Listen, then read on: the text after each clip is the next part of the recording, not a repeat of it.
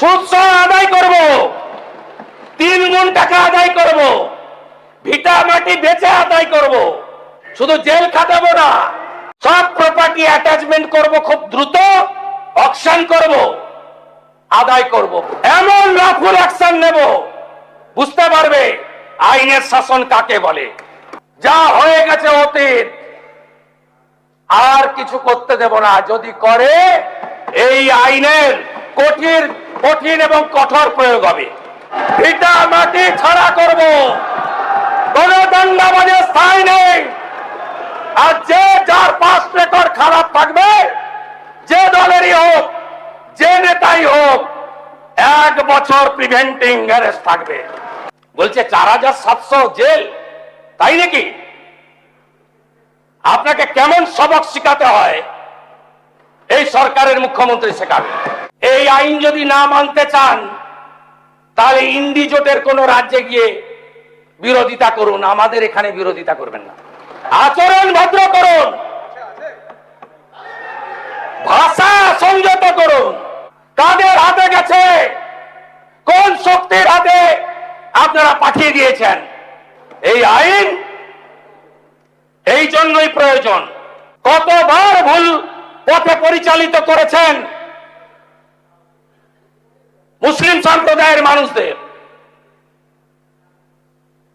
কতবার ব্যবহার করেছেন রেডিক্যাল শক্তিকে। একই পরিণতি ওই নয়দার এমএলএটার হবে যদি ভাষা সংযত না করে। ওর একই পরিণতি হবে। ও মমতা ব্যানার্জিকে ডিল করেছে, আমাকে ডিল করেনি, আমাকে ডিল করতে হবে ওকে। আরে আপনাদের লোক প্রচুর লোক, লক্ষ লক্ষ লোক, 30 লাখ লোক হয়। 11 সালে তো ব্রিগেডে গেছিলেন, এবারেও চলুন না ব্রিগেডে যাই। দম আছে, দম আছে, দম থাকলে লড়ুন। ধুলিয়ান শামসেরগঞ্জের এমএলএ আছেন, 10টা গ্রাম, জাফরাবাদ, দত্তাবাদ। আরে নুন রাখার বাটি রাখেননি, এরা কারা? কোত্থেকে এসেছিল?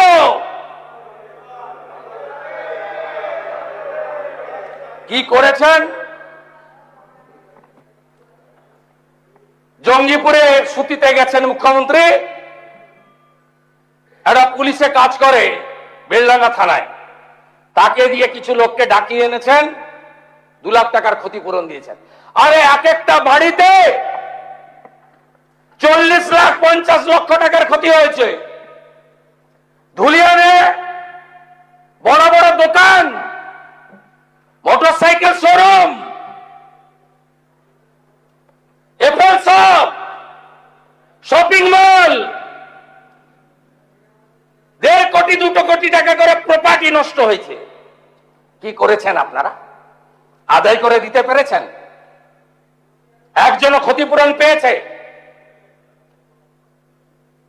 কতবার ভুল পথে পরিচালিত করেছেন মুসলিম সম্প্রদায়ের মানুষদের, কতবার ব্যবহার করেছেন রেডিক্যাল শক্তিকে। আপনাদের ফরাক্কার প্রাক্তন এমএলএ ব্যান অর্গানাইজেশন পিএফআই প্যারেডে কেন থাকেন? উত্তর দিতে পারবেন?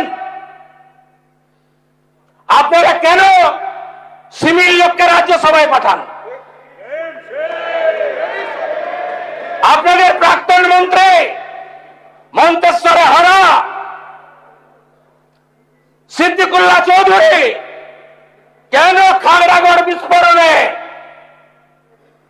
তদন্তে বাধা দেয়? এর উত্তর দিতে পারবেন?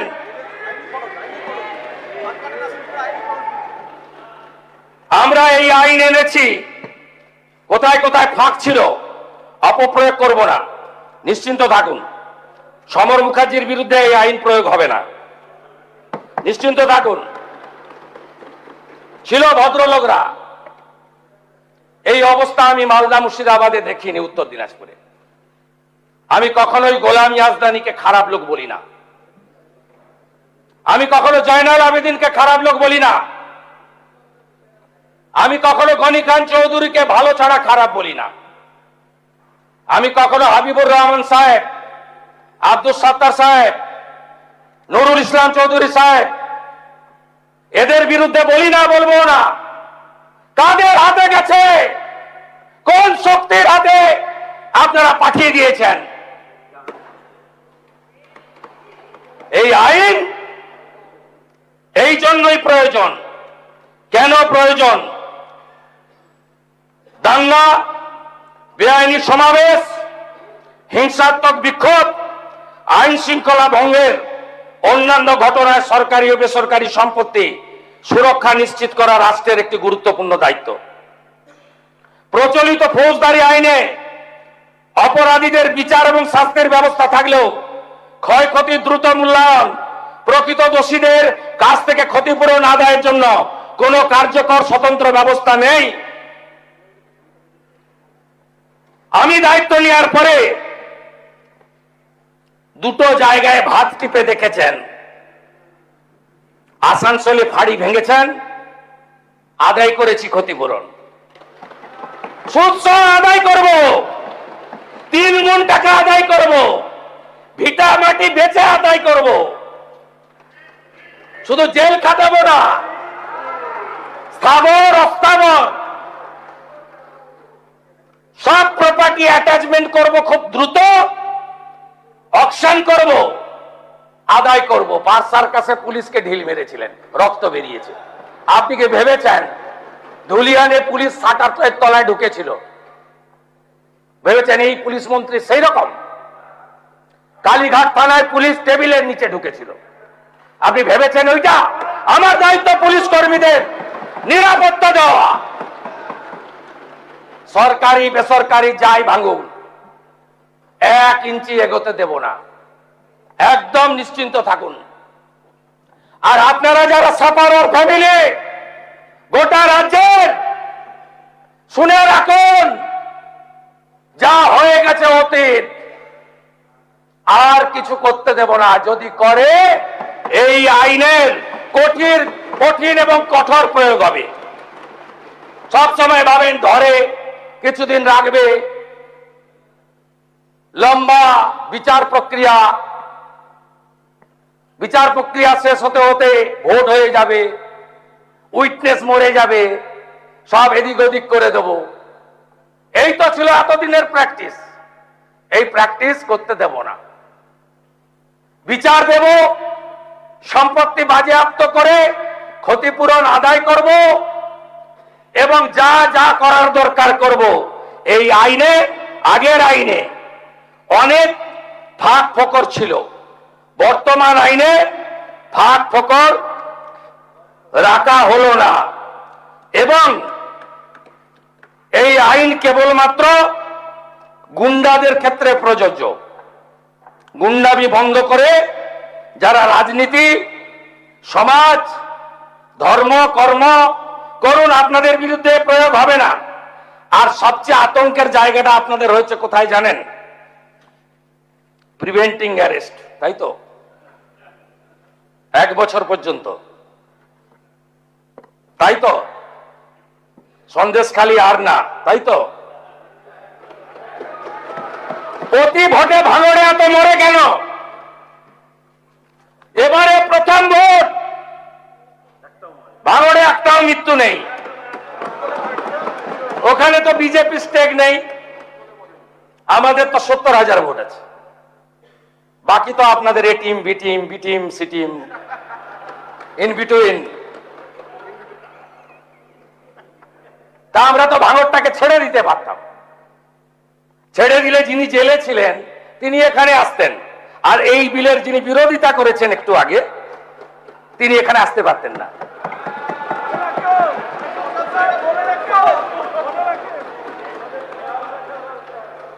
আইনের শাসন প্রতিষ্ঠা এবং যখনই আমরা মনে করি সম্প্রদায়ের মধ্যে বিরোধ তৈরি করা হতে পারে, যেমন নওদার এমএলএ করছে, ওর নির্দিষ্ট এজেন্ডা আছে, বিধানসভা ভোটের আগে করেছেন ধর্মীয় স্থান নিয়ে। এজেন্ডা ছিল 135টা এমএলএ জেতাবেন, মুখ্যমন্ত্রী তৃণমূলের হবে আর উনি উপমুখ্যমন্ত্রী হবেন। অন্য কোথাও খায়নি, নওদা রেজিনগরে খাইয়ে দিয়েছেন। এখনো যেটা শুরু করেছেন, উপনির্বাচনে ছেলেকে 72% মুসলিম অধ্যুষিত রেজিনগর থেকে জেতানোর জন্য করেছেন। এগুলো মনের কথা নয়, আমি জানি। যেভাবে আগের সরকার মুখ্যমন্ত্রীর নেতৃত্বে মুসলিমদের আধুনিক শিক্ষা দেয়নি, পরিযায়ী শ্রমিকদের বড় অংশ মুসলিম, অভাব দরিদ্র সবচেয়ে মুসলিমরা, উন্নয়ন দেননি, কর্মসংস্থান দেননি, কিন্তু প্রয়োজন মতো রাস্তায় নামিয়েছেন। আপনি বলুন তো বুকে হাত দিয়ে, সিএ আর এনআরসি এক কেন রাস্তায় নামিয়ে দিয়েছিলেন? ফল কি, রেজাল্ট কি? হ্যাঁ, 21টা পার করে নিয়েছেন, 21-এর ভোট পার করে নিয়েছেন এনআরসি এনআরসি এনআরসি করে। তো ওটা সিএ ছিল, ওটা নাগরিকত্ব দেওয়ার আইন ছিল, কেড়ে নেওয়ার আইন ছিল না। ওয়াকফ অ্যামেন্ডমেন্ট বিল, রানী রাসমণি রোডে মিছিল, একজন তো এমপি একজন বললেন যেখানেই প্রার্থনা হবে সেখানেই অধিকার জন্মাবে। ওখানে কোন তৃণমূলে আমি জানি না, অরিজিনাল না ভাঙা, কালীঘাট না অন্য কিছু আমি জানি না। আর আগের মুখ্যমন্ত্রী তো বলেইছিলেন আমি বেঁচে থাকতে থাকতে আমি কার্যকর করব না। আর উনি সংখ্যালঘু বিভাগের সচিবকে দিয়ে বলেছিলেন তাড়াতাড়ি, আর মাত্র 7 দিন আছে, উম্মিত পোর্টালে নথিভুক্ত করো, নইলে তোমাদের সব ওয়াকফ সম্পত্তি ব্যাহত হলো। আপনি বলুন সিএ, আপনার ওয়াকফ অ্যামেন্ডমেন্ট বিলে যে আগুনগুলো লাগিয়েছিলেন পুরো মাইনরিটি বেল্টে, এর লাভ আপনি বলুন, আপনি বলুন এর লাভ কি? আপনি আপনার আমাদের সরকার আসার সময় নয়, তার আগেই উম্মিত পোর্টাল চালু করা, ওয়াকফ প্রপার্টিকে ডিজিটালি নথিভুক্তকরণ করা, পেপার জোগাড় করতে বলা, আন্দোলন যদি করতে হয় দিল্লি গিয়ে করো। আর আমিও বলবো এই আইন যদি না মানতে চান তাহলে ইন্ডি জোটের কোন রাজ্যে গিয়ে বিরোধিতা করুন, আমাদের এখানে বিরোধিতা করবেন না। ভুল পথে চালিত করে আজকে এই লোকগুলোর পরিবার ঠাকুর বানাতো। প্রথম গেলেন হরগোবিন্দ দাসের ফ্যামিলিতে কমরেড মোহাম্মদ সেলিম, তার সঙ্গে মীনাক্ষী বোন গেলেন, বললেন, শুনলেন, বলে আমাদেরই তো পরিবার, দাঙ্গা ঠেকানোর জন্য প্রাণ দিয়েছে। তারপরে আমাকে আটকে রাখলেন এলওপিতে, পুলিশের হাত দিয়ে 10 লাখ টাকার চেক পাঠালেন। এই পরিবারগুলো দিন মজুরি না করলে খেতে পায় না। প্রধানমন্ত্রী অন্ন সুরক্ষার চাল আর গম না হলে এদের চলে না। এই পরিবারগুলো আত্মসম্মান বোধ আছে। পুলিশকে বলল যিনি মেরেছেন তিনি চেক পাঠিয়েছেন, নেব না। কম চেক না, 10 লাখ টাকার চেক। তারপরে হাইকোর্ট থেকে পারমিশন নিয়ে আমি গেলাম 14 দিন পরে। বিজেপি 10 লক্ষ 1,000 টাকা করে দুটো চেক আমার হাতে দিল। আমি নিয়ে গেলাম, আমার চেক গ্রহণ করলো, বিজেপি চেক। আমি জিজ্ঞেস করলাম আপনার CPM family? Comrade Mohammed Salim বলছেন, প্রাক্তন সাংসদ, যে দাঙ্গা আটকাতে গেছিল তাই মারা গেছে। আপনার বাড়ির লোকরা কোথায় ছিল? বলে বাড়িতে ঢুকে পশু কাটার তরবারি দিয়ে কুপিয়ে কুপিয়ে মেরেছে। আরে ভোট কাকে দেন? কাস্তে হাতুড়ি তারায় তাহলে মানলো কেন? বললো আমরা হিন্দু তাই মেরে দিয়েছি। এই লোকগুলো 6 মাস 8 মাস জেলে থাকবে, বেরিয়ে আসবে, আবার বুক ফুলিয়ে ঘুরবে, আবার পঞ্চায়েতে লড়বে, আবার ভোট লুট করবে। এই জিনিস বন্ধ করার জন্যই এই আইন। ভিটা মাটি ছাড়া করব, কোন দণ্ডাবাজের স্থায়ী নেই। আর যে যার পাস রেকর্ড খারাপ থাকবে, যে দলেরই হোক, যে নেতাই হোক, 1 বছর প্রিভেন্টিং অ্যারেস্ট থাকবে। আশা করি রাজনৈতিক লড়াই করবেন, অনুমতি নিয়ে রাজনৈতিক কর্মসূচি করবেন। আমাকে 104 বার হাইকোর্টে যেতে হয়েছে। আর প্রাক্তন মুখ্যমন্ত্রীকে 15 দিনের মধ্যে রানী রাসমণি চেয়েছিলেন, আমি বললাম যানজট হয়ে যাবে। আমার ধারণা ছিল প্রচুর লোক আসবে, তা আমার ধারণা ছিল না 500-600 লোক হবে। আমি বললাম ওয়াই চ্যানেলে করুন, করলেন, কে বাধা দিয়েছে? তা বলে আপনি অ্যাপ্লিকেশন করে দিয়ে কলকাতার রাস্তায় ভিক্টোরিয়ার সামনে ফিতা নিয়ে চলে যাবেন? কি মামার বাড়ি নাকি? ফিতা নিয়ে যাবেন মাপতে? কে অধিকার দিয়েছে আপনাকে? কে অধিকার দিয়েছে? পারমিশন প্রেয়ার করবেন, কোথায় দেব বলে দেব, কোথায় দেব বলে দেব।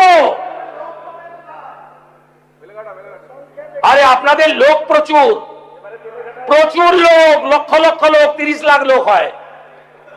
11 সালে তো ব্রিগেডে গেছিলেন, এবারেও চলুন না ব্রিগেডে যাই। দম আছে? দম আছে?